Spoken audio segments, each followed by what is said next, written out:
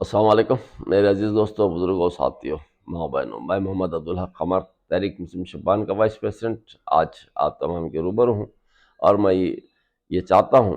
کہ گزشتہ دن جو اسمبلی میں 21 تاریخ 2023 کو جو چیف منسٹر آف تلنگانہ کی طرف سے جو ڈیبیٹ ہوا، اور ہمارے چندان گٹے کے ایم ایل اے جناب اکبر الدین اویسی کے درمیان میں جو ایک دوسرے کے درمیان میں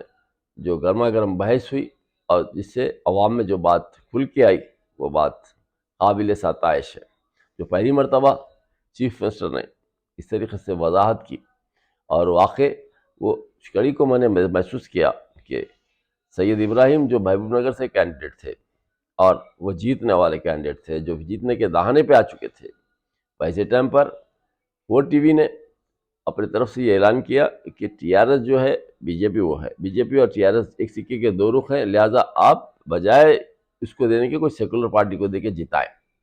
تو ظاہر سی بات ہے، جب سیکولر پارٹی کو دے کے جتائے بول کر، جو مارجن سے جو انڈیپینڈنٹ کینڈیڈیٹس کو کھڑا کر کے وہاں پر ایریا سے اس کو ہرایا گیا سید ابراہیم کو، اور مارجن سے وہ آنے کے سید ابراہیم ہارے۔ اس کا مطلب یہ ہوا کہ یہ جانی بوجھی سازش کے تحت اس طریقے سے مسلمان کینڈیڈیٹ کو ہرایا جاتا ہے۔ یہ بات کھل کے آئی، جس طریقے سے کل ریونت ریڈی صاحب نے کہا کہ چاہے وہ جوبلی ہلز ہو، یا مثال کے طور پہ کاماریڈی ہو، یا مثال کے طور پہ کوئی اور مقام ہو، یا کسی بھی مقام پر جہاں پر بھی کینڈیڈیٹ ٹھہرتا ہے اس کو ہرانے کی پوری کوشش کی جاتی ہے۔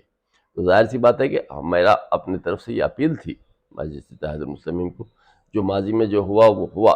لیکن جہاں تک کہ جس طریقے سے آپ لوگ اپنی زبان سے کہتے ہیں کہ مسلمانوں کے ہم ایک بیخواہ ہیں، بے خواہ ہیں، ہمدرد ہیں، مسلمانوں کے مسائل کو حل کرنے کے لیے ہم یعنی کہ صف اول میں رہتے ہیں، تو اگر صف اول میں رہتے ہیں تو کوئی بھی مسلم کینڈیڈیٹ اگر کہیں ٹھہر کے جیتنے کی دہانے پہ ہے تو آپ اس کو جتانے کی کوشش کریے، بجائے اس کو ہرانے کی کوشش نہ کریں۔ جو آج کا ماحول جو ڈے بائی ڈے میں دیکھ رہا ہوں کہ بہت برے حالات سے یعنی کہ مسلمانوں کا موقف چل رہا ہے، سیاسی اعتبار سے ہو یا عام زندگیوں میں کیوں نہ ہو۔ تو یہ تمام چیزوں کو سامنے رکھتے ہوئے میری درخواست ہے کہ گزشتہ 9.5 سال جو یعنی کہ بی آر ایس اور ایم آئی ایم کا الائنس رہا، اس میں 77,000 چلڈر جو وقف کے پراپرٹیز تھے وہ گھٹتے گھٹتے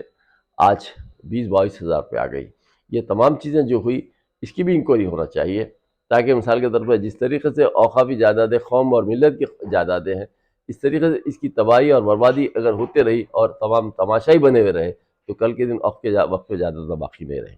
اور اسی طریقے سے جو مساجد کے اندر جو منمانی چل رہی ہے، جو مسجد کی کمیٹیوں کی منمانی چل رہی ہے، اور اوقاف کی جائیدادوں کے ساتھ جو کھلواڑ ہو رہا ہے، یہ تمام چیزوں کے لیے 3-4 ڈیکیڈ سے میں جو دیکھ رہا ہوں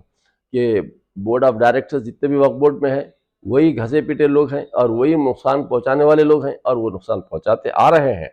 اور اسی طریقے سے نقصان پہنچاتے رہیں گے اگر آپ اور ہم خاموش رہیں گے تو۔ آج چیف منسٹر آف تلنگانہ جناب ریونت ریڈی صاحب سے میری درخواست ہے کہ آپ بورڈ کے سسٹم کو بدلیں، اور جو 55,000 ایکڑ کی جو جائیدادیں گئی ہیں اس کے تعلق سے جس طریقے سے ہمارے اکبر الدین اویسی صاحب نے کہا کہ CBCID کی انکوائری کروائیں اور اس کی تحقیقات کریں کہ کون ہے۔ اور انہوں نے اس سے پہلے بھی آلر انکاؤنٹر کے تعلق سے بھی کہا تھا کہ مسلم جو لوگ جو ہتھ کڑیوں میں تھے ان کو جو گولی مار کے ختم کیا گیا تھا آلر انکاؤنٹر میں، اس کی بھی تحقیقات کرائے اور اس کے اوپر سیریس ایکشن لے، تاکہ آئندہ آنے والے دنوں میں ایسی کوئی حرکت مسلم لوگوں کے ساتھ نہ ہو۔ تو یہ بات بہت اچھی ہے اور خوش آئند بات ہے، لہٰذا یہ تمام چیزوں کے اوپر عمل کریں تاکہ آئندہ آنے والے دنوں میں مسلمانوں کا موقف کچھ اچھا ہو، لوگوں میں سمجھ میں آئے کہ واقع مسلمانوں کے تعلق سے یہ مجلس اتحاد المسلمین ہو یا کانگریس ہو، دونوں مل جل کر اچھے طریقے سے قوم کی ترقی کے لیے کام کر رہے ہیں، بجائے قوم کی ترقی کی بجائے اپنی ترقی کی مت سوچیں بلکہ قوم کی ترقی کی سوچتے ہوئے کام کریں، تو یہ عوام کے لیے بہت یعنی کہ فائدہ مند ثابت ہوگا۔ السلام علیکم۔